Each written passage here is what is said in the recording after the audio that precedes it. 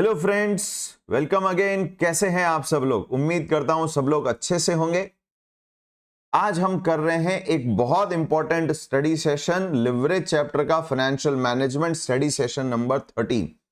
क्यों बोला मैंने ये बहुत इंपॉर्टेंट है? क्योंकि आज का स्टडी सेशन का एजेंडा है 3 टॉपिक का। नंबर 1, सबसे पहले हम करने वाले हैं रेंज ऑफ लिवरेज।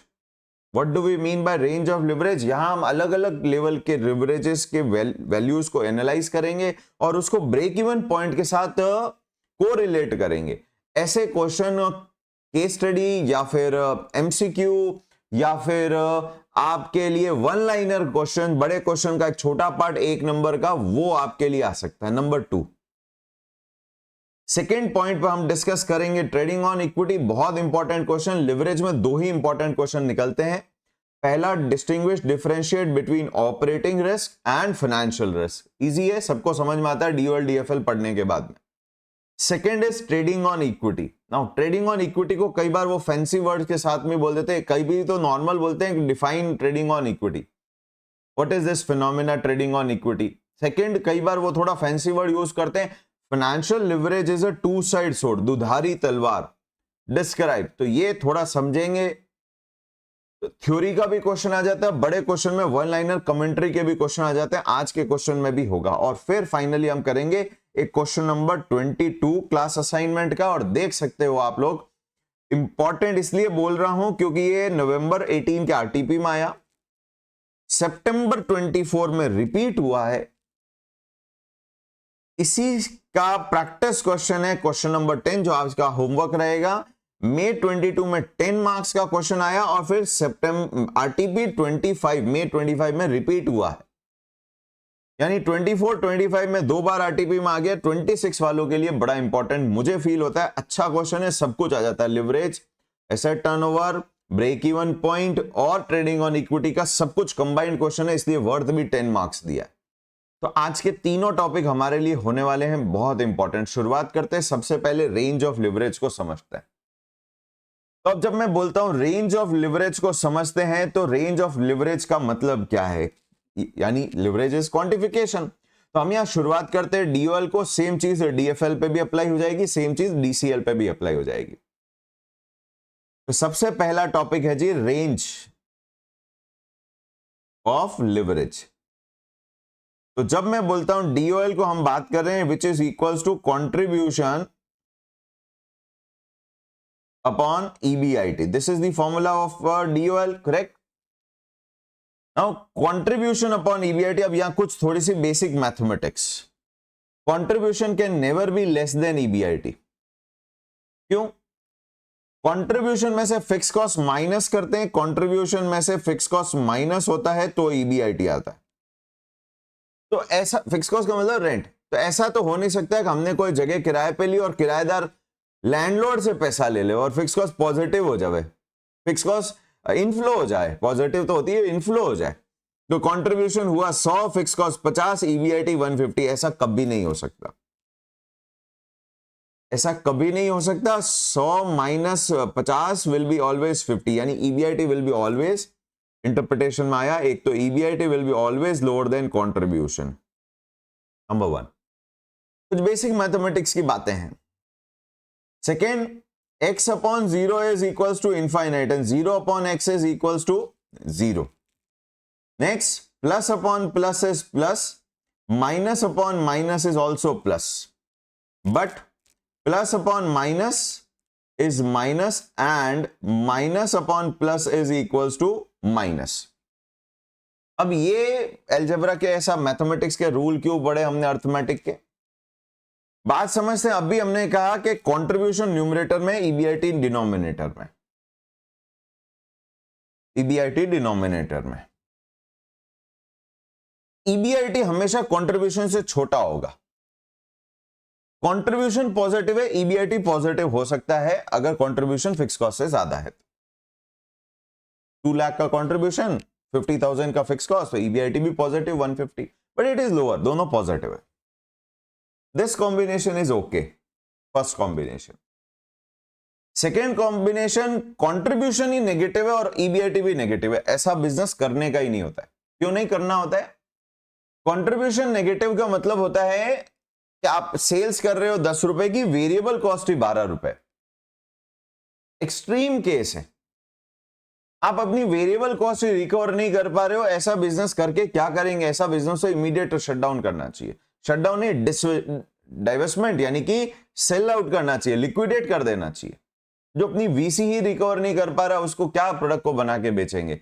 हाँ, चैरिटी करनी अलग बात है, हम बिजनेस चैरिटी के मोटिव से नहीं करते, हम प्रॉफिट मोटिव से करते हैं। यानी कि कंट्रीब्यूशन नेगेटिव वाला बिजनेस तो कभी नहीं किया जाता है। इमीडिएट लिक्विडेट करिए, यानी जहां पर भी न्यूमरेटर और कंट्रीब्यूशन न्यूमरेटर में, ड्यूअल में, यानी न्यूमरेटर में नेगेटिव वाला पार्ट तो हम कभी भी नहीं करेंगे। दिस इज इररेशनल, इररेशनल हो गया। Fourth combination minus upon plus, वो हो ही नहीं सकता। कंट्रीब्यूशन नेगेटिव ईबीआईटी पॉजिटिव तभी होगा जब आप लैंडलॉर्ड से रेंट ले लो, ये भी पॉसिबल नहीं है। हाँ, ये हो सकता है कि कंट्रीब्यूशन पॉजिटिव है, प्रोडक्ट अपना वेरिएबल कॉस्ट रिकवर कर रहा है, पर फिक्स कॉस्ट ज्यादा है। ऐसे बिजनेस कई बार किए जाते हैं, अगर लॉन्ग टर्म में उन बिजनेस की वाइबिलिटी ज्यादा बेटर है, तो लॉन्ग टर्म के पॉइंट ऑफ व्यू से। तो थर्ड कॉम्बिनेशन यानी प्लस अपॉन माइनस हो सकता है। तो अब ये दो कॉम्बिनेशन ही हो सकते हैं, प्लस अपॉन प्लस या प्लस अपॉन माइनस। ये हमें समझ में आने चाहिए, बाकी के दो कॉम्बिनेशन रिजेक्ट हो गए। फोर्थ वाला तो पॉसिबल नहीं है मैथमेटिकली, एंड सेकेंड वाला इरेशनल डिसीजन हो गया, माइनस अपॉन माइनस। अब बात करते हैं रेंज की। क्या डीओएल नेगेटिव इनफाइनाइट हो सकता है क्या? क्या डीओएल लेस देन जीरो हो सकता है क्या? क्या डीओएल जीरो हो सकता है क्या? क्या डीओएल 0 to 1 हो सकता है क्या? क्या डीओएल इक्वल्स टू 1 हो सकता है क्या? ग्रेटर देन 1 हो सकता है क्या? और क्या डीओएल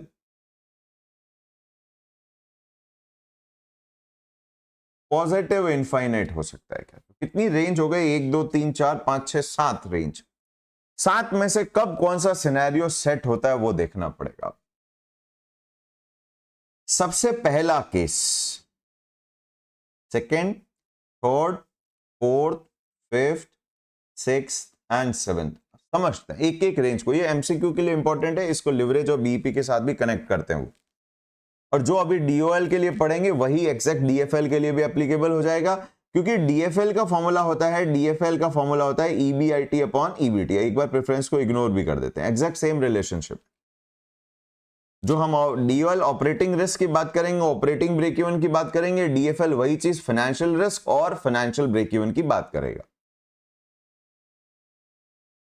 सबसे पहला, क्या डीओएल नेगेटिव इनफाइनाइट हो सकता है क्या? नेगेटिव इनफाइनाइट का मतलब होता है जी ये, और नेगेटिव तभी होता है जब एक तो डिनोमिनेटर में यानी कि ईबीआईटी जीरो हो, पहला तो ईबीआईटी जीरो हो, और प्लस और माइनस का कॉम्बिनेशन हो न्यूमरेटर डिनोमिनेटर में। जीरो के आगे कोई साइन नहीं है, तो नेगेटिव इनफाइनाइट तभी हो सकता है जब कंट्रीब्यूशन नेगेटिव और ईबीआईटी जीरो हो जाए। पॉसिबल ही नहीं है। कंट्रीब्यूशन नेगेटिव, आपका 1 लाख का कंट्रीब्यूशन नेगेटिव है, तो ईबीआईटी तो नेगेटिव और होना चाहिए, फिक्स कॉस्ट और पे करनी है। This combination number 1 not possible, mathematically possible नहीं है। डीओएल कभी भी माइनस इनफाइनाइट टच ही नहीं करेगा। Back to DOL less than zero. Less than zero का मतलब होता है डीओएल नेगेटिव है, और डीओएल नेगेटिव तभी होगा जब कंट्रीब्यूशन ईबीआईटी में से कोई एक नेगेटिव हो, दोनों नहीं। और अभी मैंने ये जो 4 कॉम्बिनेशन अभी किए अपन ने, 4 में से 2 तो अपन ने वैसे ही खत्म कर दिए, 2 ही बाकी, तो काम आसान हो गया। यानी ये तभी पॉसिबल है जब हमारा प्लस अपॉन माइनस हो। प्लस अपॉन माइनस का मतलब समझिए, डीओएल लेस देन 1 का मतलब होता है डीओएल है जी नेगेटिव। डीओएल नेगेटिव का मतलब तभी है जब आपका ईबीआईटी, इसका इंटरप्रिटेशन ये हुआ कि आपका ईबीआईटी नेगेटिव है, कंट्रीब्यूशन तो पॉजिटिव है बट ईबीआईटी नेगेटिव है। ये सारा मैथमेटिकल इसीलिए वो बेस बनाया। First, second, A, B, C and D, हमने बी को क्यों इग्नोर किया? इररेशनल। कंट्रीब्यूशन कौन नेगेटिव के साथ काम करेगा? और डी को क्यों इग्नोर किया? Not possible. नॉट पॉसिबल, क्यों not possible? EBIT should be always greater than contribution, नहीं, EBIT should be always less than contribution. तो वो पॉसिबल ही नहीं है कि ईबीआईटी पॉजिटिव हो जाए और कंट्रीब्यूशन नेगेटिव रहे। तो डी, बी और डी खत्म हो गए, हमारे पास बचे ए और सी। या कॉम्बिनेशन लग रहा है सी। तो डीओएल नेगेटिव का मतलब ईबीआईटी नेगेटिव, ईबीआईटी नेगेटिव का मतलब है आपका कंट्रीब्यूशन पॉजिटिव है but contribution is less than operating fix cost. जी आप कंट्रीब्यूशन तो 2 लाख कमा रहे हो, फिक्स कॉस्ट 2.5 लाख है, ईबीआईटी नेगेटिव हो गया 50,000, तो 2 lakh positive divide by -50,000 equals to -4 का सिंबल बन जाता है डीओएल। ऐसी कंपनी जिसका डी ईबीआईटी नेगेटिव है, इसका मतलब वो ब्रेक इवन पे ईबीआईटी ऑपरेटिंग, ब्रेक इवन पे ईबीआईटी 0 होता है, यानी ये वो कंपनी है which is working at less than operating BEP. I hope सबको रिलेशनशिप समझ में आया। ऐसी कंपनी में क्या इन्वेस्ट करना चाहिए जो अपने ऑपरेटिंग बीईपी के ही नीचे काम कर रही हो, बहुत रेयर केस अगर फ्यूचर बहुत पॉजिटिव है तो, स्टार्टअप टाइप की कंपनी है तो। अदरवाइज अगर एक सेटल्ड कंपनी है, मैच्योर बिजनेस में काम कर रही है और उसका अगर डीओएल नेगेटिव है, ऐसी कंपनी के शेयर इमीडिएट बेच के निकल जाना चाहिए। ऐसी कंपनी का फ्यूचर बहुत अच्छा नहीं होने वाला है। Next part, third case, DOL अगर 0 हो। डीओएल 0 तभी होगा जब आपका 0/x होगा, x/0 नहीं, 0/x। 0/x का मतलब होता है कि जी न्यूमरेटर 0 हो। न्यूमरेटर यानी कि यहां पर डीओएल 0 के बराबर होने का मतलब है कि आपका कंट्रीब्यूशन इज इक्वल्स टू 0। उस केस में फिर आपका ईबीआईटी ऑलरेडी नेगेटिव होगा, क्योंकि कुछ भी फिक्स कॉस्ट पे की 0 में से कुछ भी माइनस किया नेट नीचे नेगेटिव आ जाएगा और 0/- 0 ही होता है। अगेन इसका मतलब यहां पर क्या हो रहा है, इसका मतलब हो रहा है again you are working at less than operating BP. Same चीजें डीएफएल के लिए अप्लाई होगी, फाइनेंशियल रिस्क और फाइनेंशियल ब्रेक इवन पॉइंट के लिए सेम इंटरप्रिटेशन बनेगा। फोर्थ केस, यानी डीओएल 0 वाली कंपनी में इन्वेस्ट नहीं करने का, रिस्क है, लॉस में ऑलरेडी चल रही है। डीओएल 0 to 1 हो सकता है क्या? यानी डेसिमल्स में 0 to 1, 1 से छोटा 1 नहीं और 0 से बड़ा, क्या पॉसिबल है? ये रिलेशनशिप कंट्रीब्यूशन अपॉन ईबीआईटी, वो भी पॉजिटिव रेंज में 0 to 1 के बीच में, नेगेटिव नहीं बोला मैंने, फोर्थ में पॉजिटिव रेंज है, वो 0 के ऊपर आ चुके हैं। वो तभी हो सकता है जब आपका न्यूमरेटर डिनोमिनेटर से छोटा हो। कंट्रीब्यूशन 50,000, नीचे ईबीआईटी 75,000। ये नहीं कहना अक्सर दोनों नेगेटिव हो, दोनों negative D part B combination हम रिजेक्ट कर चुके हैं, इरेशनल डिसीजन मेकिंग है, इरेशनल डिसीजन मेकिंग है। बी तो हमने वैसे ही रिजेक्ट कर दी। कंट्रीब्यूशन ही नेगेटिव है, ऐसे बिजनेस को क्या ही काम करोगे, लिक्विडेट कर देना चाहिए इमीडिएट। तो हम यहां बात कर रहे हैं कंट्रीब्यूशन भी नेगेटिव है, कंट्रीब्यूशन 50,000 और ईबीआईटी 75,000, तभी वो 1 के नीचे आएगा फ्रैक्शन डीओएल का, पॉसिबल ही नहीं है। Contribution should be always greater then EBIT, तो इसलिए ये range since contribution is always greater than EBIT,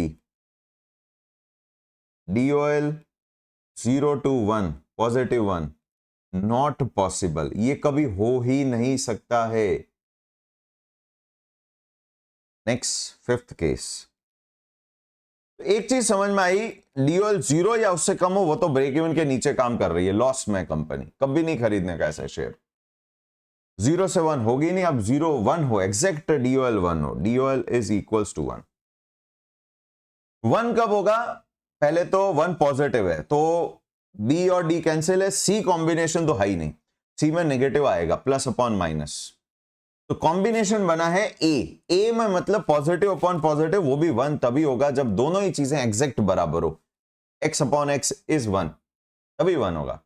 इसका मतलब ये हुआ contribution is exactly equals to EBIT। ऐसा कैसे पॉसिबल है? ऐसा एक केस में पॉसिबल है जब आपकी ऑपरेटिंग फिक्स कॉस्ट 0 हो। ऐसे बिजनेस हो सकते हैं क्या जहां ऑपरेटिंग फिक्स कॉस्ट ही 0 हो, कोई रेंट नहीं, कोई डेप्रिसिएशन नहीं? हाँ, होते हैं ऐसे बिजनेस, जनरली सर्विस इंडस्ट्री में। मैन्युफैक्चरिंग में तो फिर आपके रेंट और डेप्रिसिएशन एक चीज आ जाएगा, बट सर्विस इंडस्ट्री जो सिर्फ फोन पे बिजनेस कर रहे हैं, आपके ब्रोकर्स का business, not share brokers, normal brokering जो लेट्स से सूरत में साड़ियों के ब्रोकर्स होते हैं, फोन पे बायर सेलर से डील करते हैं, उनका कोई ऑफिस नहीं होता, कोई एस्टेब्लिशमेंट नहीं, कोई रेंट नहीं, कोई कमिटमेंट नहीं करते वो फिक्स कॉस्ट का। जनरली अगर ऐसे बिजनेस हो सकते हैं। या टीचर जो परसेंटेज बेसिस पे किसी और इंस्टीट्यूट में पढ़ा रहे हैं, जितनी रेवेन्यू होगी वो अपना इंस्टीट्यूट अपना परसेंटेज कट करेगा, बाकी का टीचर को पे करेगा, टीचर के लिए कोई भी फिक्स कॉस्ट नहीं हुई। ऐसे बिजनेसेस हो सकते हैं। और जैसे ही फिक्स कॉस्ट 0 करी, इसका मतलब समझिए DOL 1 का मतलब क्या है? DOL का फॉर्मूला होता है percentage change in EBIT with respect to percentage change in sales. इसका मतलब सेल अगर 1% बढ़ेगी, EBIT भी 1% बढ़ेगा, सेल अगर 1% घटेगी, EBIT भी 1% कम हो जाएगा। तो देयर इज नो अनसर्टेनिटी कि EBIT कितना मूव होगा, जितना परसेंटेज चेंज इन सेल्स है उतना ही परसेंटेज चेंज इन VC है, उतना ही परसेंटेज चेंज इन कंट्रीब्यूशन है, फिक्स कॉस्ट 0 है ही नहीं, तो वही परसेंटेज चेंज इन EBIT तक पहुंच जाएगा। यानी जो अनसर्टेनिटी फिक्स कॉस्ट के होने के कारण हो रही थी, वो अब अनसर्टेनिटी खत्म हो गई। ये बहुत इंपॉर्टेंट बात है। अगर सेल्स 10 लाख का 12 लाख हो रहा है, पॉजिटिव 20%, और VC 6 लाख का 20% बढ़ेगा, 7.2 लाख हो जाएगा। कंट्रीब्यूशन 4 लाख का 4.8 लाख होगा, ये भी 20% बढ़ेगा। और अगर फिक्स कॉस्ट 0 है तो आपका EBIT भी 4 लाख 4.8 लाख यानी पॉजिटिव 20% होगा। यानी ये जो प्रोपोर्शनेट रिलेशनशिप सेल्स आया था वो नीचे तक कैरी हो जाएगा, कोई अनसर्टेनिटी रहेगी नहीं। और अनसर्टेनिटी नहीं होने का मतलब कोई रिस्क नहीं है, और इस पोर्शन का रिस्क को हम कहते हैं ऑपरेटिंग रिस्क। इसका मतलब DOL 1 का मतलब क्या होता है MCQ के लिए बहुत important, it means it is the situation of no operating risk. बहुत इंपॉर्टेंट है, नो ऑपरेटिंग रिस्क की सिचुएशन वो सिचुएशन है जहां DOL 1 है। 0 is not no operating risk, वो तो लॉस मेकिंग है। बहुत लोग बोलते हैं रिस्क नहीं है, DOL 0 होना चाहिए ना, 0 1, DOL शुड बी 1। 1 का मतलब है कोई ऑपरेटिंग रिस्क नहीं है, वो 20% ऊपर से लेके नीचे तक सेम रहेगी, कोई भी ब्रेक नहीं होगा, कोई भी डिसप्रोपोर्शनेट चेंज नहीं होगा। अनसर्टेनिटी इज डिसप्रोपोर्शनेट चेंज, वो कंटिन्यू रहेगा, proportionate change as it is continue रहेगा एंड तक। नेक्स्ट, क्या DOL 1 से बड़ा हो सकता है और इनफाइनाइट हो सकता है क्या? तो 6, क्या DOL ग्रेटर देन 1, और 7, क्या DOL पॉजिटिव इनफाइनाइट हो सकता है क्या? पहले पॉजिटिव इनफाइनाइट वाली बात करते हैं। 7वां, इनफाइनाइट तभी होगा जब नीचे 0 हो, डिनोमिनेटर में 0, और पॉजिटिव मतलब न्यूमरेटर पॉजिटिव है, यानी x अपॉन 0 वाला कॉम्बिनेशन चल रहा है। x यानी कि कंट्रीब्यूशन तो पॉजिटिव है पर EBIT 0 है, ये इंटरेस्टिंग है। यानी यहां कंट्रीब्यूशन तो पॉजिटिव है पर EBIT 0 हो गया। EBIT 0 ये तो कहीं पढ़ा है, EBIT 0 वो लेवल होती है सेल्स की जहां ब्रेक इवन हिट होता है, ऑपरेटिंग ब्रेक इवन। ये तभी पॉसिबल है जब आप कंट्रीब्यूशन उतना ही जनरेट कर रहे हो which is exactly equals to meet out your operating fix cost. इसका मतलब यू आर वर्किंग एट, बहुत इंपॉर्टेंट MCQ के लिए, working at operating break even point. Operating break even point का ही तो मतलब था कि जहां ईबीआईटी जीरो हो, no profit no loss, EBIT should be zero. DOL positive infinite का मतलब होता है कि जी आप ब्रेक इवन पे काम कर रहे हो और थोड़ा सा सेल्स घटाना आप लॉस में चला जाओगे, और थोड़ा सा सेल्स बढ़ा आप इमीडिएट प्रॉफिट में चले जाओगे। इसीलिए पॉजिटिव इनफाइनाइट, बहुत ज्यादा अनसर्टेनिटी का अपन पॉजिटिव में जाएंगे या नेगेटिव में जाएंगे।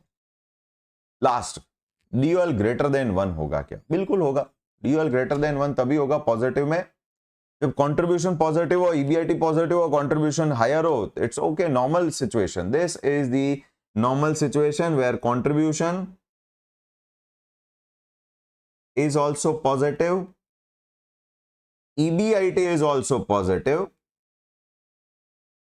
and contribution is greater than EBIT. So we are working at, not at, दोनों पॉजिटिव, EBIT भी प्रॉफिटेबल है, तो we are working at above break even, operating break even point. ये वो कंपनियां होगी जो अपने ऑपरेटिंग कॉस्ट को मीट आउट कर रही है और फिर भी प्रॉफिट कमा रही है। इसका मतलब ये ऑपरेटिंग बीपी के ऊपर काम कर रही है। सो होपफुली सभी को रेंज समझ में आई। No risk, DL should be 1 या डीएफएल शुड बी 1। अगर फाइनेंशियल रिस्क की बात करें तो डीएफएल 1 होना चाहिए। Working at break even, DL infinite होना चाहिए। Working at financial break even मतलब डीएफएल इनफाइनाइट होना चाहिए, पॉजिटिव। तो आई होप सबको समझ में आया। एमसीक्यू के लिए इंपॉर्टेंट है, रेंज के साथ में ब्रेक इवन को वो कनेक्ट करते करते। सेकेंड पार्ट इसी से रिलेटेड, अभी इसको और ज्यादा थोड़ा डिटेल में डिस्कस करते हैं। DOL greater than 1, higher the better और लोअर द बेटर। दो कंपनी ले लेते हैं जिसकी company X and company Y. एक का डीओएल है 4, एक का डीओएल है 5। This is percentage change in EBIT upon percentage change in sales. कौन सी कंपनी का रिस्क ज्यादा है, जिसमें अनसर्टेनिटी ज्यादा है, जिसमें डिसप्रोपोर्शनेट चेंज ज्यादा है? कौन सा कंपनी का ज्यादा होगा? वाई कंपनी का। कौन सी कंपनी के शेयर खरीदने चाहिए? सवाल ये, कौन सी कंपनी के शेयर खरीदने चाहिए? सवाल ये, एक्स के या वाई के? डायरेक्ट नहीं जवाब देना चाहिए। वैसे तो बिजनेस हमेशा कंजर्वेटिव पॉइंट ऑफ व्यू से किया जाता है, पर हर वो बिजनेसमैन कंजर्वेटिव होता है ऐसा नहीं है। एग्रेसिव भी हो सकते हैं, पर ज्यादा एग्रेसिव होना भी ठीक नहीं है। पर ज्यादा रिटर्न के लिए रिस्क लेना पड़ेगा, पर ज्यादा रिस्क लेके रिटर्न मिलेगा ऐसा भी श्योर नहीं है। सुनिएगा ढंग से,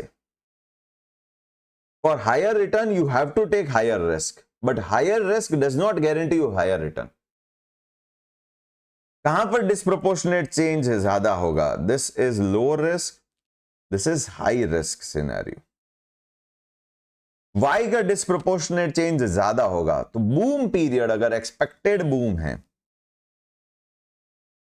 एक्सपेक्टेड है कि बूम होने वाला है, ग्रोथ होने वाली है, कौन सी वाली कंपनी में इन्वेस्टमेंट करना चाहिए? रैंक किसको 1 दोगे? Rank 1, rank 2। पर अगर एक्सपेक्टेड रिसेशन है तो रैंक 1। तो इन्वेस्ट क्यों करेंगे? नहीं, वो आप एक बार अगर इन्वेस्टर से पैसा उठा लेते हो तो उसका मतलब ये नहीं कि आप कैश में रखोगे। कैश में रखोगे उसकी तो वैल्यू और कम हो जाएगी। आपको कैश रखने के लिए इन्वेस्टर पैसे नहीं देता, आपको इन्वेस्टमेंट करने के लिए। Investor is ready to take risk.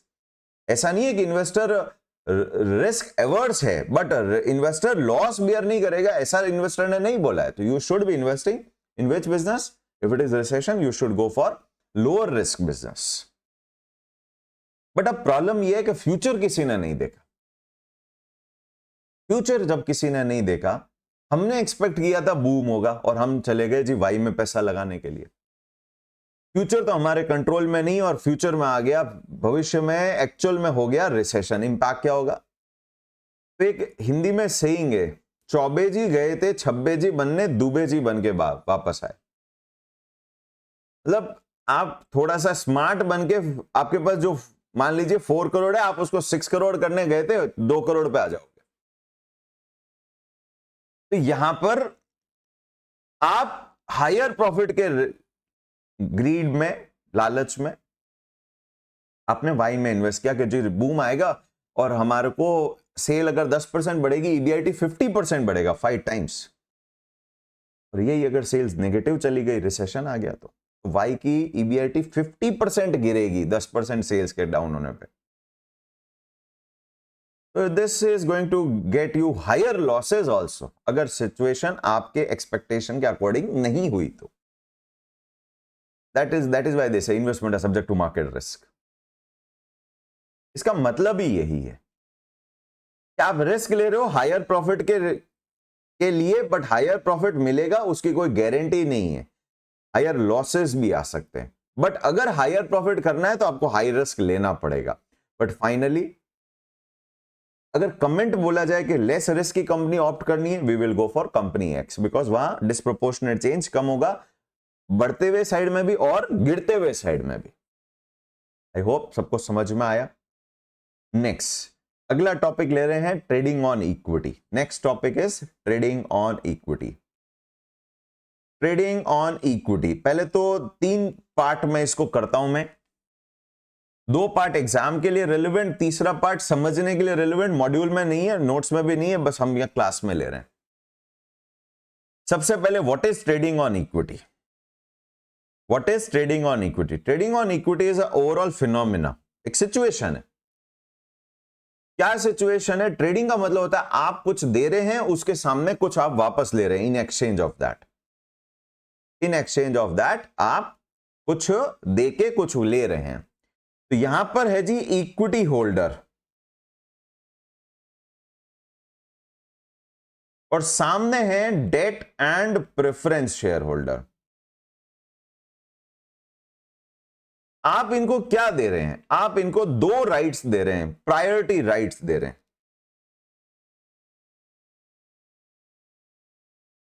क्या मतलब है प्रायोरिटी राइट्स का? मतलब है कि जी हम आपको इंट्रोड्यूस कर रहे हैं अपनी कंपनी में as a financer, as a investor, और इसके कारण हम आपको 2 राइट्स दे रहे हैं। हमारे को डिविडेंड मिलेगा या जब कंपनी बंद होगी हमें पैसे वापस मिलेंगे। दोनों ही केस में उससे हमसे पहले आपको रिटर्न दिया जाएगा। डेट होल्डर को इंटरेस्ट दिया जाएगा, प्रेफरेंस शेयर होल्डर को डिविडेंड दिया जाएगा, और जब उसके बाद बचेगा तो हमें मिलेगा। और अगर जब कंपनी बंद होगी तब भी पहले पैसे आपको लौटाएंगे, बचेगा तो हमें मिलेगा। तो हमने पहले तो प्रायोरिटी राइट्स सेक्रीफाइस किए। सामने हमें क्या मिला? रिटर्न में हमें क्या मिला? Trading on equity. रिटर्न में हमें मिला है इफेक्ट ऑफ डीएफएल। ये दोनों फाइनेंशियल लिवरेज लेके आएंगे। डेट पे इंटरेस्ट दोगे, प्रेफरेंस शेयर पे डिविडेंड दोगे, दोनों फिक्स कॉस्ट है। जैसे ही आप इनकम स्टेटमेंट में इंट्रोड्यूस करोगे डिस्प्रोपोर्शनेट चेंज होना शुरू हो जाएगा। उम्मीद है ये सबको समझ में आता है। अब डिस्प्रोपोर्शनेट चेंज शुरू से यही किया, यही काम किया। तो ये जो डिस्प्रोपोर्शनेट चेंज है, फिर बात आई डिस्प्रोपोर्शनेट चेंज इज गुड और बैड, डिपेंड करता है बूम होगा या रिसेशन होगा। बूम होगा या रिसेशन होगा ये डिपेंड करेगा। This effect of DFL can be positive as well as negative. Positive effect भी हो सकता है, नेगेटिव इफेक्ट भी हो सकता है, और जीरो इफेक्ट भी हो सकता है। राइट तो दे दिए, सामने डीएफएल आया। डीएफएल हमेशा पॉजिटिव होगा ऐसा नहीं है। It's a 2 side sword.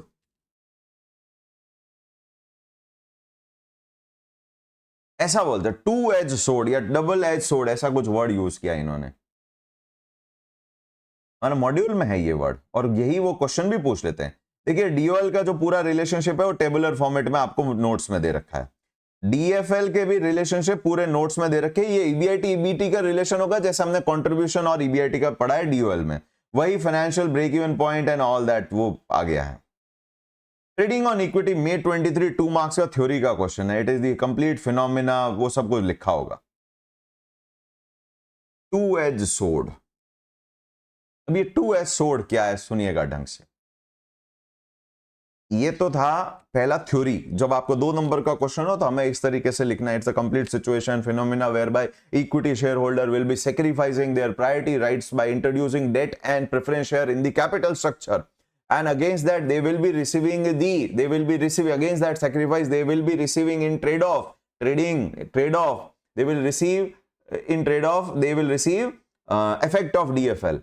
Effect of DFL can be positive as well as negative. It's a two-sided sword. दो धारी तलवार. क्यों? जब आप two-sided sword से वॉर में जाते हैं लेके, और अगर आप स्ट्रांग है तो आप अपने ओपोनेंट, जो आपके एनिमी और ओपोनेंट्स होंगे, उनको आप दोनों साइड से कट कर सकते हैं. लेफ्ट में घुमाएंगे तो भी आदमी कटेगा, राइट में घुमाएंगे तो भी कटेगा. बट अगर ओपोनेंट जो कि आपके कंट्रोल के बाहर है, that is economy. In case of business it is the economy which is beyond your control. आप कॉम्पिटिटिव मार्केट में हो, वो अगर स्ट्रांग निकला और तलवार वापस आ गई, बैक फायर कर जाएगी, अपना ही हाथ उड़ जाएगा. That is what DFL is going to do. वही तो अभी हमने समझा डीओएल के साथ. हम गए थे जी हाई रिस्क लेंगे ताकि हाई प्रॉफिट हो, क्योंकि हमें लग रहा है बूम होगा.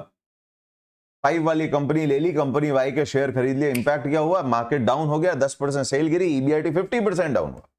Same will be with the case of DFL also. DFL क्या होता है? DFL is equals to percentage change in EPS with respect to percentage change in EBIT. तो हमने हाई डीएफएल कंपनी के शेयर्स खरीदे ये सोचते हुए कि ईबीआईटी पॉजिटिव बढ़ेगा तो हमारा ईपीएस और ज्यादा तेजी से बढ़ेगा, और जो नेगेटिव चले गए सिचुएशंस, तो हमारी कंपनी के शेयर और ज्यादा नीचे आएंगे, ईपीएस और ज्यादा नीचे आएगा. It can be positive as well as negative. अब यहां रूल समझने की, ये तो था थ्योरी के लिए. अब सेकेंड पार्ट, इसमें रूल्स क्या है? रूल्स डिराइव करता हूं अभी, डेरिवेशन कोर्स में नहीं है, रूल याद करने के लिए कोर्स में डिराइव भी कर देंगे. व्हाट इट सेज, अगर आरओआई इज ग्रेटर, रूल्स याद रखिएगा क्योंकि ये रूल काम आने वाले हैं. अगर आरओआई, रिटर्न ऑन इन्वेस्टमेंट, ये टर्म पढ़ा है, return on investment is EBIT upon capital employed, is greater than interest rate. ROI अगर इंटरेस्ट रेट से ज्यादा है तो डीएफएल पॉजिटिव होगा. आरओआई अगर इंटरेस्ट रेट के बराबर है तो ये इनडिफरेंट सिचुएशन होगी. डीएफएल लाओ नहीं लाओ कोई फायदा नहीं है. बट अगर ROI less than interest rate है तो ये फेवरेबल डीएफएल, ये अनफेवरेबल या एडवर्स कह लीजिए डीएफएल होगा. What is trading on equity, ये पूरा फिर लिखिएगा 4 नंबर थ्योरी के लिए, 2 नंबर 4 नंबर के लिए. It's a complete situation phenomena whereby equity shareholder will be introducing debt and preference share in its capital structure, in the capital structure of the company, by which it is going to sacrifice what? 2 rights. Rights of priority in the current income, dividend, interest or preference dividend पहले देंगे, and right of payment in case of liquidation of the company to these investors. Against this sacrifice, equity shareholder will be receiving in trade-off effect of, not benefit of, effect of DFL. DFL is a two-sided sword which can be favorable as well as adverse. If ROI is greater than interest rate, then DFL will behave favorable for equity shareholder. And if ROI is less than interest rate, then it will behave adverse for equity shareholder. पूरा इस तरीके से लिख के आने का, theory में लिखा हुआ है ये सब कुछ. पर अब ये फेवरेबल और अच्छा, अपने मैथमेटिक्स, अपने क्वेश्चंस के लिए तो थ्योरी का पार्ट हो गया, और अपने क्वेश्चंस के लिए ये वाले रूल याद रखने का, ये वाले रूल याद रखिए. पर अब ये रूल बने क्यों, जरा वो समझ लेते हैं. बुक में नहीं है, एग्जाम के लिए भी इंपॉर्टेंट नहीं है. फिर एक क्वेश्चन ले लेते हैं जो बचा हुआ क्वेश्चन है, जो मैंने कहा बहुत इंपॉर्टेंट है हमारे लिए. Question number 22. अच्छा, एक और सवाल आया सर. ये तो हमने देख लिया कि जी रिस्क के हिसाब से डीओएल जितना या डीएफएल जितना ज्यादा होगा उतना ज्यादा रिस्क ज्यादा होगा. अगर आपको बोला जाए विच कॉम्बिनेशन इज बेटर, कुछ कॉम्बिनेशन भी बनाता हूं, फिर वो इलस्ट्रेशन बनाते हैं. DOL and DFL,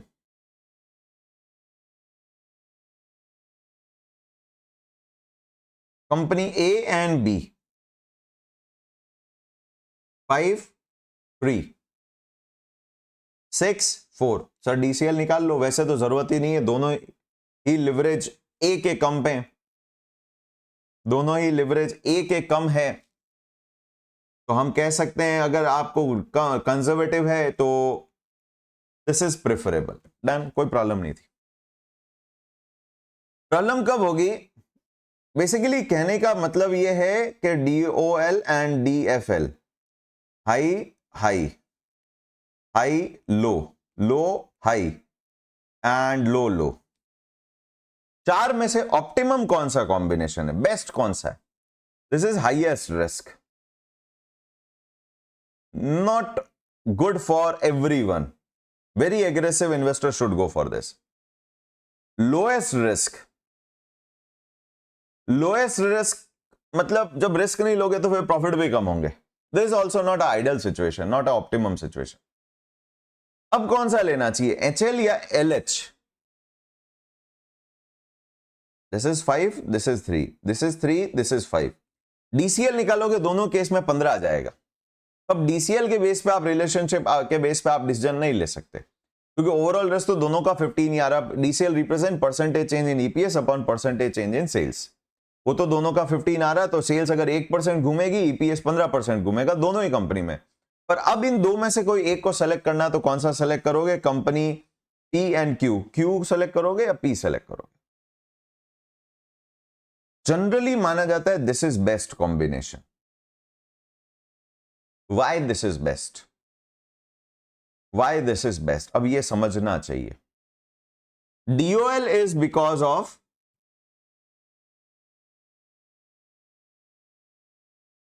operating fix cost,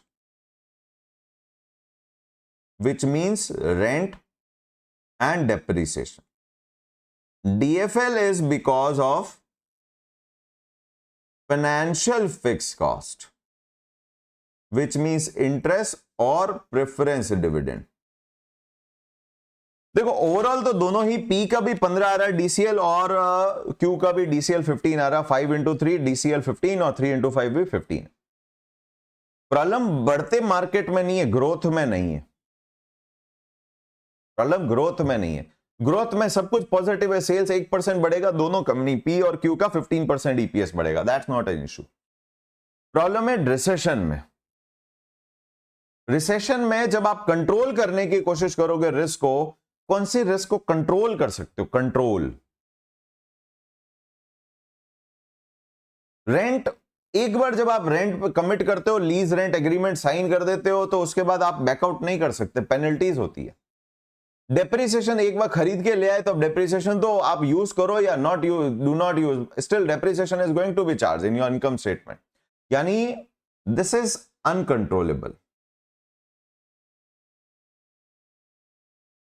this is uncontrollable. आप DOL कंट्रोल नहीं कर सकते, वो तो एक बार कमिट हो गया।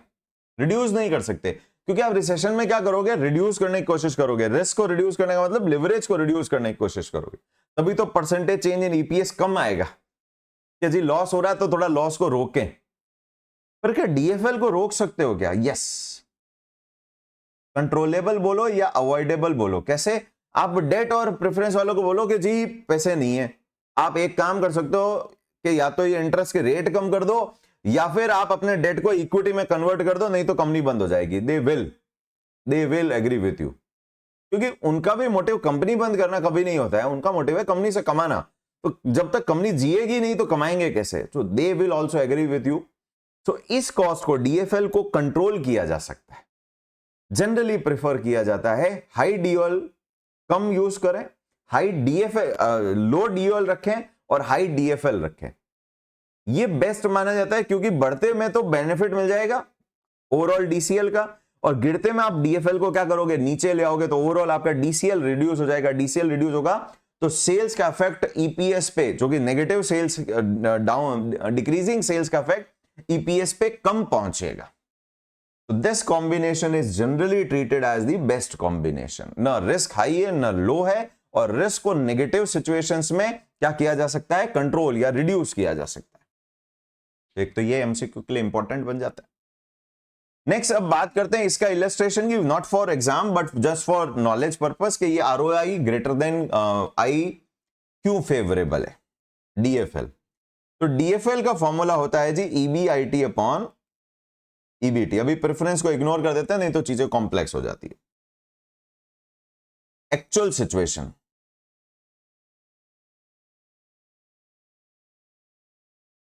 इनफैक्ट 9 सिचुएशंस लेते हैं। एक वहां लेता हूं जहां आरओआई ग्रेटर देन आई है, एक वहां जहां आरओआई इक्वल्स टू आई है, एक ROI is less than I है। इसमें एग्जिस्टिंग L1 रिड्यूस करते हैं, L2 बढ़ाते हैं। एग्जिस्टिंग L1 रिड्यूस करते हैं, L2 बढ़ाते हैं। एग्जिस्टिंग L1 रिड्यूस करते हैं और L2 बढ़ाते हैं। ठीक है जी। कैपिटल एम्प्लॉयड है आपका लेट से 1000 दो सभी केसेस में। डेट है आपकी सभी केसेस में 400।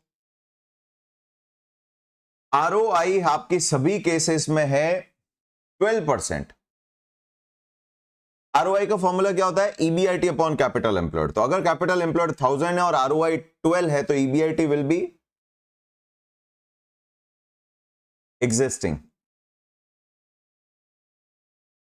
120, 120 एंड 120। इस केस में मैं आई ले लेता हूं 10%, I is less than ROI. This is 12% and this is I greater करना है तो 15% कर देते हैं।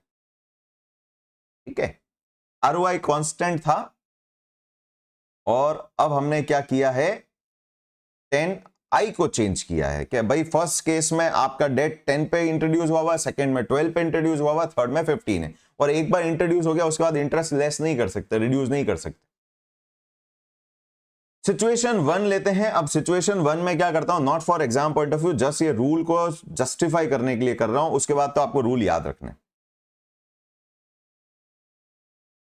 सिचुएशन 1 में मैं सेल्स ईबीआईटी को 10% रिड्यूस 5% रिड्यूस कर देते हैं। -5% +5%। क्या चेंज हो रहा है? Change in EBIT, percentage change in EBIT की बात कर रहा हूं। एक बार +-5% की बात कर रहे हैं, -5% +5%। डीएफएल की बात कर रहे हैं ना, तो percentage change in EPS, percentage change in EBT upon percentage change in EBIT, ये भी तो एक फॉर्मूला होता है। -5% +5%। देखो ईबीआईटी 5% कम ज्यादा हो रहा है, तो ये हो गया 6 रुपए कम, 114 ना बढ़ गया 126, 114 126, 114 126। सिचुएशन तो यही रहेगी। लेस करेंगे इंटरेस्ट 400 पे, अपना अपना इंटरेस्ट 10% 40, वो रिड्यूस नहीं होगा आपके ईबीआईटी के कारण। यहां पर 12% है इंटरेस्ट रेट 48, यहां 15% है 60। अब देखते हैं EBT, this is 474, this is 80, this is 6 and 86, this is how much?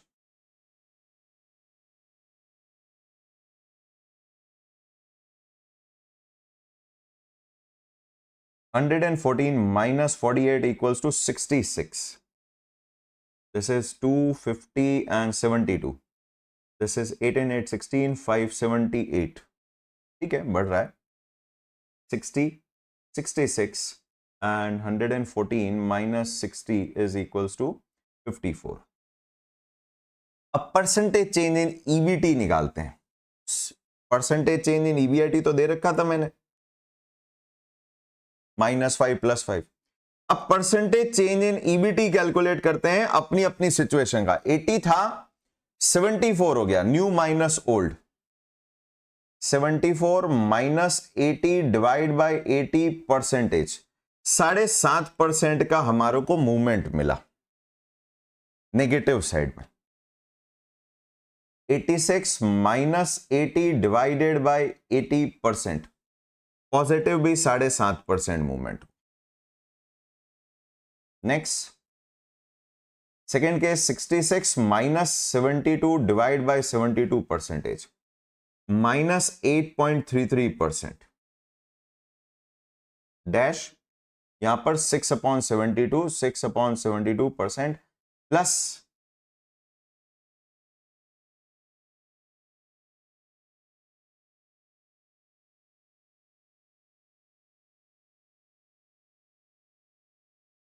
400 into 12, 48.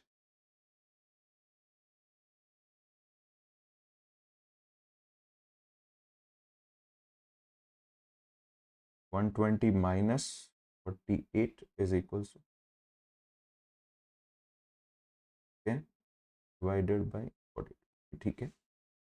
And this is 6 on 60 minus 10%, positive 10%.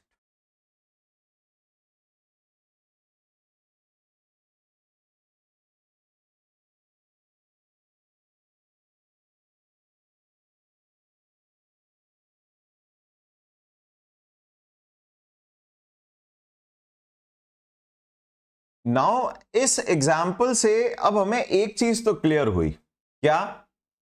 इस एग्जाम्पल से ये समझ में आया कि अगर आरओआई ग्रेटर देन, जो कि फर्स्ट सिनेरियो था, ROI greater than interest rate, 12% ROI था फर्स्ट केस में, 12 से हमने 5% बढ़ाया, 5% घटाया, हमें समझ में आया कि यहां पर हमारा परसेंटेज चेंज इन ईबीटी कितना रह गया, 7.5, जबकि सेकेंड केस में 8.33 और थर्ड केस में पॉजिटिव 10 और नेगेटिव 10.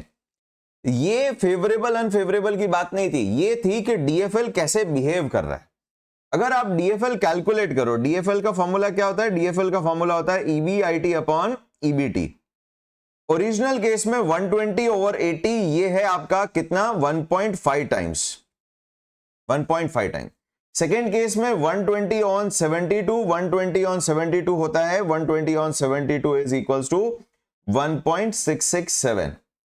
और लास्ट केस में है 120 on 60, that is equals to 2 times. तो यहां क्या पता चला? यहां एक चीज ये जो हमने पहले बात की डीओएल के केस में, जो हमने पहले बात की डीओएल के केस में, कि जितना ज्यादा डीओएल होगा उतनी ही रिस्क क्या होगी, उतनी ही डिस्प्रोपोर्शनेट चेंज क्या होगा, ज्यादा होगा.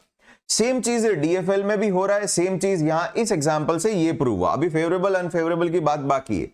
जितना ज्यादा आपका एग्जिस्टिंग लेवल पे आप लिवरेज रखोगे, लिवरेज का मतलब क्या है, जितना ज्यादा आपका लिवरेज दो चीजों के कारण बढ़ सकता है, इंटरेस्ट अमाउंट के कारण भी बढ़ सकता है और रेट के कारण भी बढ़ सकता है. अब आपने हाई इंटरेस्ट रेट वाला अगर डेट यूज किया, हाई इंटरेस्ट रेट वाला डेट यूज किया, जिसके कारण आपका डीएफएल 2 टाइम्स हो गया. इंपैक्ट ये हुआ, जैसे ही आरओआई चेंज होगी, थोड़ी बहुत भी चेंज होगी, सिर्फ 5% ईबीआईटी इंक्रीज डिक्रीज हुआ, आपका ईबीटी 10%, थर्ड केस में 10% अप एंड डाउन हो गया.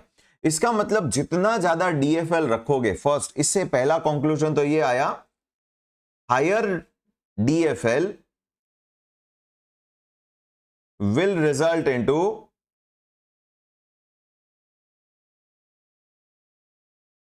higher percentage change in EBT for a given percentage change in EBIT and vice versa.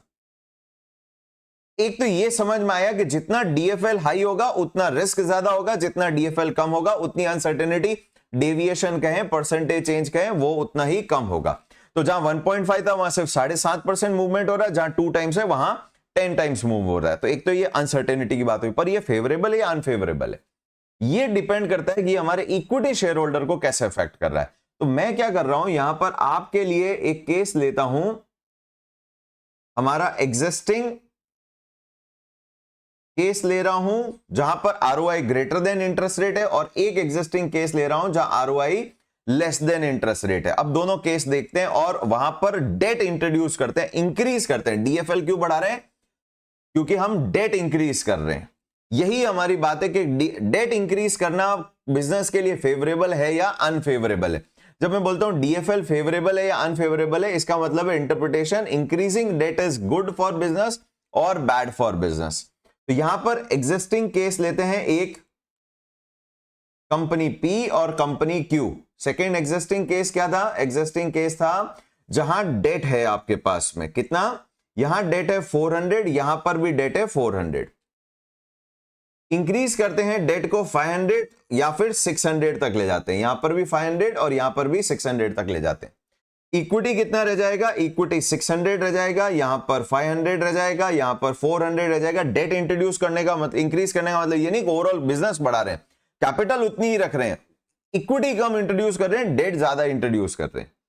600, 500 and 400। Total capital employed कितना है?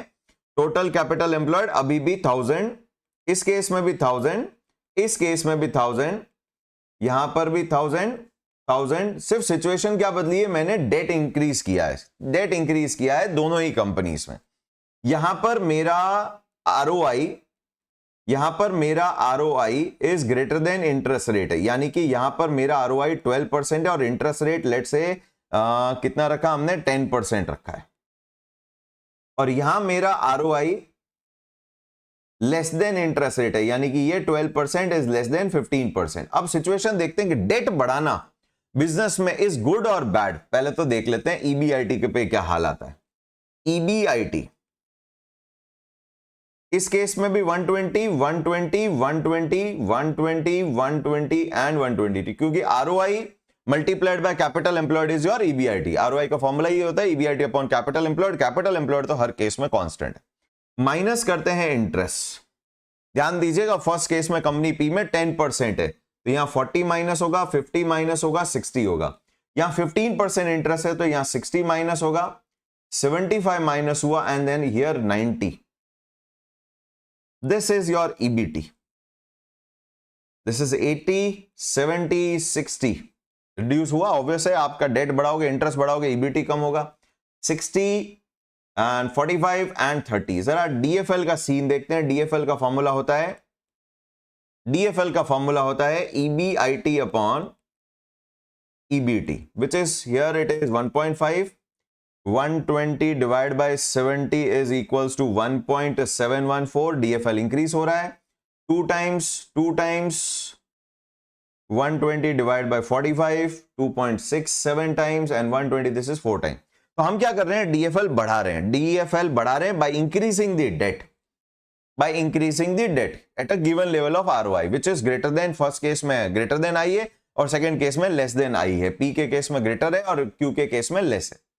इंपैक्ट समझते हैं आरओई पे क्या इंपैक्ट आ रहा है। रिटर्न ऑन इक्विटी, इन्वेस्टर्स जो इक्विटी होल्डर है उनके लिए लिवरेज डेट लाना फायदेमंद है या नुकसान है? That is what trading on equity यही तो था कि डेट का इफेक्ट फेवरेबल आने वाला है या इनवर्स आने वाला है। किसके पॉइंट ऑफ व्यू से? इक्विटी वालों के पॉइंट ऑफ व्यू से। वही तो ट्रेडिंग ऑन इक्विटी कर रहे हैं। तो अब इक्विटी वालों का रिटर्न चेक करते हैं। इक्विटी वालों का रिटर्न क्या होता है? Return on equity. Return on equity का मतलब क्या होता है? Earning available for equity share holder upon equity share holder fund. Earning available for equity share holder fund से ऊपर क्या आता है? Preference dividend. हमारे यहां है ही नहीं, तो वही ईएटी बन गया। टैक्स भी मैंने नहीं रखा है, तो वही ईबीटी बन गया। तो फाइनली आरओई बिफोर टैक्स का फॉर्मूला क्या हो गया?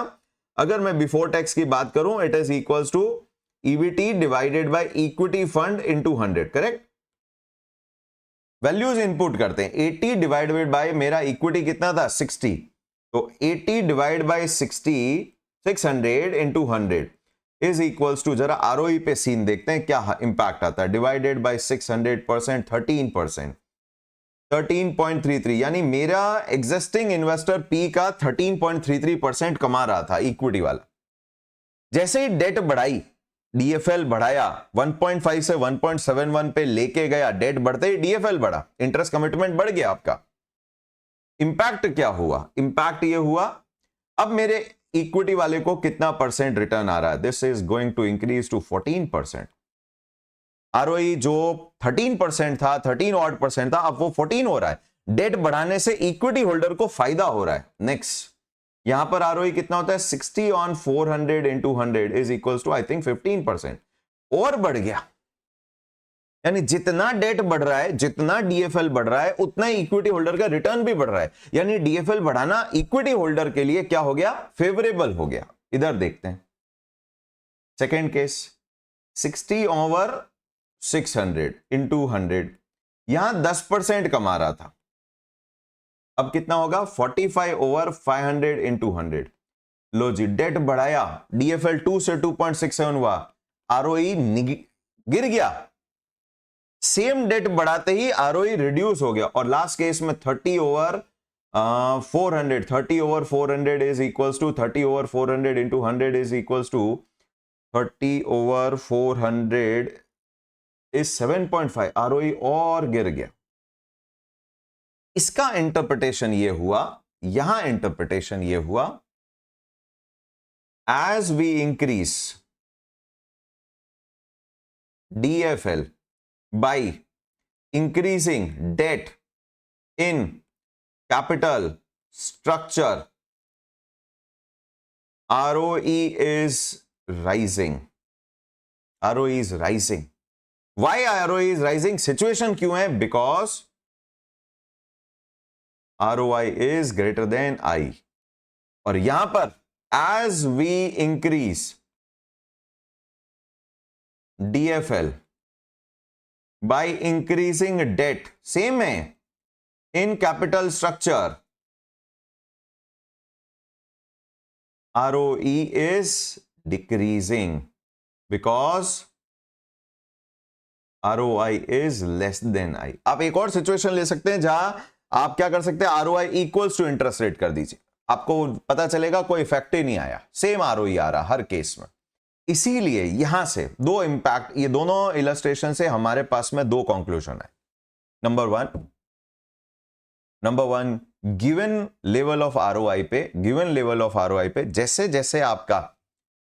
जैसे आपका लिवरेज बढ़ेगा, जैसे जैसे आपका लिवरेज बढ़ेगा because of interest rate, same debt है पर इंटरेस्ट रेट ज्यादा है, तो उसके कारण आपका रिस्क भी बढ़ेगा, आपका परसेंटेज चेंज इन ईबीटी बढ़ेगा।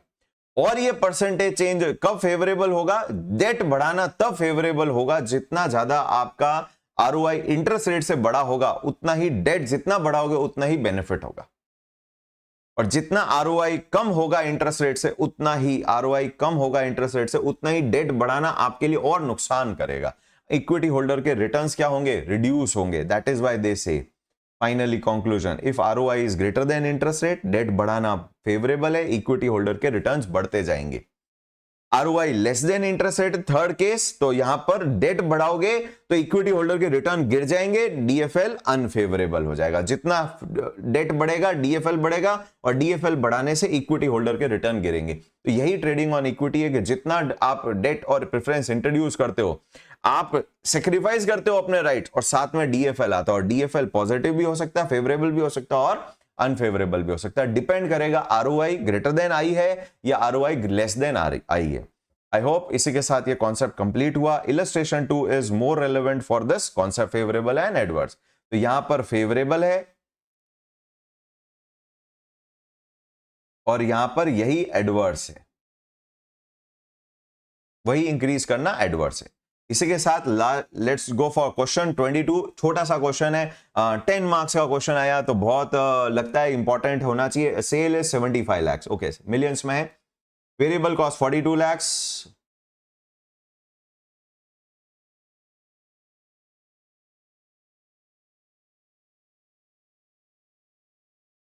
Question number 22, question number 22, sales दे रखा है हमें 75 लाख, मिलियंस में, मैंने लैक्स में कन्वर्ट कर दिया। वेरिएबल कॉस्ट 42 लाख दे रखा है, तो ये हो गया हमारा contribution. How much? Contribution is equals to 33 lakh. Fix cost दे रखी है हमें 6 लाख, हमने माइनस कर दी, this gives us EBIT which is 27 lakh. Less interest बोला है, debt is 45 lakh at a rate of 9%, तो 45 lakh multiplied by 9% gives us 4,05,000. We got our EBT which is equals to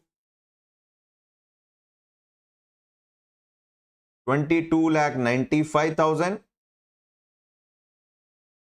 फिर टैक्स मुझे क्वेश्चन में दिख नहीं रहा है, यही हमारा EAT है, यही हमारा इक्विटी अर्निंग है, खत्म। फर्स्ट पार्ट में हमें इक्विटी होल्डर्स का पैसा दिया हुआ है, हमें इक्विटी दे रखा है 55 लाख, डेट दे रखा है हमें 45 लाख, तो ओवरऑल कैपिटल एम्प्लॉयड हो गया हमारा, CE हो गया हमारा 1 करोड़। 1 करोड़। सबसे पहले पूछा है नंबर वन क्या पूछा है? ROI निकालिए, ओके। नंबर 2 बोला है does it have favourable financial leverage. यही वो चीज थी जिसके लिए इतनी मेहनत करी, रूल याद है, फटक से हो जाएगा। पहले निकालते हैं ROI. ROI is equals to EBIT upon capital employed into 100, which is equals to EBIT 22, not 22, ये तो EBT है, 27 lakh upon 1 CR, capital employed 1 CR है, multiplied by 100 is equals to 27%. Done. Second case बोलता है DFL favourable या unfavourable. DFL निकालने का नहीं था, सिर्फ आपको क्या करना चाहिए था, ROI 27% is greater than interest rate कितनी है 9%. thus since ROI is greater than interest rate, thus DFL is favorable. बस इतना सही लिखना है, इतना सही लिखना है, कोई एक्सप्लेनेशन नहीं करना, कोई इलस्ट्रेशन वगैरह नहीं देना है. इलस्ट्रेशन सिर्फ समझने के लिए था, रूल डायरेक्ट लिखना है. ROI greater than interest rate है, DFL favourable, less than interest rate है अनफेवरेबल है. That's it. थर्ड पार्ट में बोलता है कि DOL निकालो, DFL निकालो और DCL निकालो. Okay. DOL is equals to contribution upon EBIT. अब बाकी का क्वेश्चन रूटीन है, which is equals to contribution is 33 upon 77, 33 lakh upon 27 lakh, 33 divide by 27, 1.222. Next DFL preference है नहीं, डायरेक्ट छोटा formula EBIT upon EBT which is equals to 27 lakhs divided by EBT कितना था 22,95,000, 22,95,000 is equals to divided by 22,95,000. Hopefully सबको अब फॉर्मूले सारे ही याद है. And DCL is equals to DOL multiplied by DFL. Multiply करना है, that is 1.222 multiplied by 1.176 multiplied by 1.222 is equals to 1.438. Favourable 27, 1.22, 1.1, 1.438. Done. 3 part हो गए. 10 नंबर के लिए क्विकली निकल जाता है. अगर ये बस एक रूल के लिए इतनी मेहनत की हमने, तो रूल आना चाहिए समझ. If sales drop to 50 lakhs, 50 lakh अभी 75 है, what will be new EBIT. तो पार्ट 4 तो हमें स्टेटमेंट में यही कर देना चाहिए था, 50 lakhs. पार्ट 4 आप इसको परसेंटेज चेंज इन सेल्स निकाल के फिर percentage change in EBIT DOL use करके भी कर सकते थे, पर यूजिंग कॉन्सेप्ट ऑफ लिवरेज नहीं लिखा. मैं यहां पर ऐसे ही कंप्लीट कर जाऊंगा. सेल्स गिरी है 75 से 50 lakhs, कितनी रिड्यूस हुई 33%. 50% नहीं, 33%. 25 divide by -25 divide by 75, base 75 है. तो ये अगर -33.33% हुआ है तो ये भी माइनस होगा, प्रोपोर्शनेट रिड्यूस होगा, दोनों का प्रोपोर्शन सेम रहता है. आप ऐसे भी कर सकते थे 42 lakh into 50 lakh divided by 75 lakh, proportionate ही ले लेते हैं. 42 इंटू 50 डिवाइडेड बाय 75, 28 lakhs. या फिर 42 lakhs में से आप क्या कर सकते हैं -33.33%, तो 28 लाख डायरेक्ट ही आ गया. कितना बचा 22 lakhs. ये चेंज नहीं होगा, फिक्स कॉस्ट चेंज नहीं होता है. This gives us how much 16 lakhs. Answer is done. आप DOL से भी कर सकते थे, डायरेक्ट यहां से भी कर लिया हमने, इतना बड़ा करने की जरूरत नहीं. If industry belongs to if a firm belongs to industry whose capital turnover is 3 times, capital turnover part 5 क्या बोलता है, industry capital turnover. Industry capital turnover कितना दे रखा है is 3. Does it have a high और लो टर्नओवर. तो ठीक है, पहले अपना कैपिटल टर्नओवर निकालते हैं. Capital turnover is equals to sales upon CE. Sales कितना है 75 lakh original level divided by CE 1 CR. अपना हो गया 0.75. Therefore low capital turnover. खत्म. एक स्टेटमेंट लिख सकते हैं, अदरवाइज डायरेक्ट ऐसे भी चलेगा. 0.75. Done. Next part, 6th part. If sales is increase by 10%, what percentage EBIT will increase. यहां काम लेते हैं DOL को. Part number 6, percentage change in sales दे रखा है पॉजिटिव 10%. पूछा है परसेंटेज चेंज इन EBIT. दो चीजों के रिलेशनशिप, सेल्स और EBIT का रिलेशनशिप क्या होता है, DOL is percentage change in EBIT. एक ही क्वेश्चन के अंदर सब कुछ पूछा है, turnover ratio, favourable unfavourable, leverage भी निकालो, अभी ब्रेक इवन पॉइंट भी आ जाएगा। Percentage change in sales, so percentage change in EBIT is equals to DOL कितना निकाला था हमने 1.222 multiplied by positive 10% equals to 12.22%। 12.22 नया निकालने की जरूरत नहीं है आपको, ईबीआईटी कितना है वो नहीं देना। At what level of sales, last part, second last part, at what level of sales the sales निकालना है, EBT of the firm will be equals to 0। Part number 7, EBT कितना रखना है, 0 रखना है, और सेल्स क्वेश्चन में है सेल्स निकालना, ऑपरेटिंग बीपी या फाइनेंशियल बीपी। देखो ईबीटी के नीचे टैक्स है ही नहीं, ईएटी प्रेफरेंस सब 0, ईपीएस 0, सेल्स वो लेवल, तो वो लेवल जहां इक्विटी अर्निंग 0 हो जाए, ईपीएस 0 हो जाए, वो सेल्स का लेवल क्या कहलाता है, overall BP. What is overall BP? Overall BP is equals to operating fix cost plus interest, reference है नहीं, रखने की भी जरूरत नहीं, पीवी रेशियो। पीवी रेशियो है क्या हमारे पास में, निकालना पड़ेगा। PV ratio is equals to contribution कितना था original 33 lakh on 75 lakh, 33 lakh on 75 lakh multiplied by 100 gives us 44%। Values डाल देते हैं, overall BP sales is equals to operating fix cost कितना दिया था क्वेश्चन है 6 लाख, इंटरेस्ट कितना आया था, आई थिंक इंटरेस्ट 45 लाख का 9%, 4,05,000 whole divided by 44% gives us 10,05,000 divided by 44%, 10,05,000 divided by, एक जीरो कम लगा दिया, 22,84,091 rupees. Done. Last part, if EBT increases by 20%, part 8,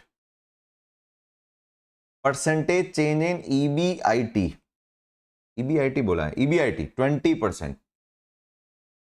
By what percentage EBT will change? Percentage change in EBT पूछा। EBT और EBIT के बीच का relationship preference है नहीं, this is DFL। DFL is equals to percentage change in EPS होता है, फिर वो इक्विटी अर्निंग हो गया, प्रेफरेंस है नहीं तो EAT हो गया, वही परसेंटेज चेंज इन EBT हो गया, परसेंटेज चेंज इन EBIT। कितना दे रखा है DFL 1.176 हमने निकाल रखा था।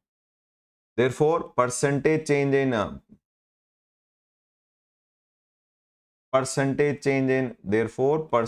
change in EBT will be equals to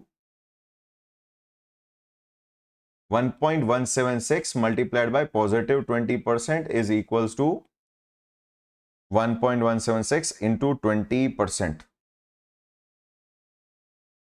1.176 into 20% में आंसर निकालना है, 23.52% and this is the answer. तो बाकी के पार्ट छोटे से थे, इंपॉर्टेंट क्वेश्चन है एग्जाम के पॉइंट ऑफ व्यू से, सब कुछ आ गया, ब्रेक इवन भी मांग रहे हैं, लिवरेज के रिलेशनशिप भी मांग रहे हैं, लिवरेज कैलकुलेट भी कराया, आरओआई, पीवी रेशियो सब कुछ कैलकुलेट हो गया। और एक छोटा कॉन्सेप्ट और हो गया हमारा यहाँ पर, एक छोटा कॉन्सेप्ट और हो गया कि लिवरेज फेवरेबल है या अनफेवरेबल है, वो ट्रेडिंग ऑन इक्विटी का पूरा कॉन्सेप्ट भी आ गया। ये इलस्ट्रेशन कोर्स का पार्ट नहीं है, बस कोर्स के पार्ट के लिए हमारे पास में इतना बहुत है, this is more than enough. समझने के लिए लिवरेज बढ़ेगा, जितना लिवरेज बढ़ेगा उतनी अनसर्टेनिटी, उतना डिस्प्रोपोर्शनेट चेंज भी बढ़ेगा। जहां लिवरेज 1.5 था वहां ओनली 7.5 का अप डाउन हो रहा है, जहां लिवरेज 2 है वहां 10% का अप डाउन हो रहा है। फिर सेकेंड केस लिया जहां लिवरेज ज्यादा है, डेट जैसे जैसे बढ़ रहा है, पर अगर आरओआई इंटरेस्ट से ज्यादा है तो इक्विटी होल्डर के रिटर्न्स बढ़ते चले जाएंगे, और वहां जहां आरओआई इंटरेस्ट से कम है वहां इक्विटी होल्डर के रिटर्न गिरते चले जाएंगे। अगर आप डेट बढ़ाते जाओगे वो नुकसान करेगा डेट। तो जहां डेट फायदा कर रहा है इक्विटी होल्डर को फेवरेबल, और जहां इक्विटी होल्डर को नुकसान कर रहा है वो एडवर्स सिनेरियो हो गया। तो इसी के साथ आज का टॉपिक खत्म हुआ, इसके बाद में अभी 2 सेशन और, एंड उसके साथ में हमारा ये चैप्टर क्लोज हो जाएगा। होपफुली सबको समझ में आया। आज के इंपॉर्टेंट कॉन्सेप्ट थे, पहला हमने रेंजेस पढ़े, लिवरेजेस के range, and then second trading on equity, और थर्ड आज हमने एक इंपॉर्टेंट क्वेश्चन किया एग्जाम के लिए. Done for today. Hopefully everyone got it. And if you have any doubt, feel free to connect. Thank you so much. मिलते हैं next session में.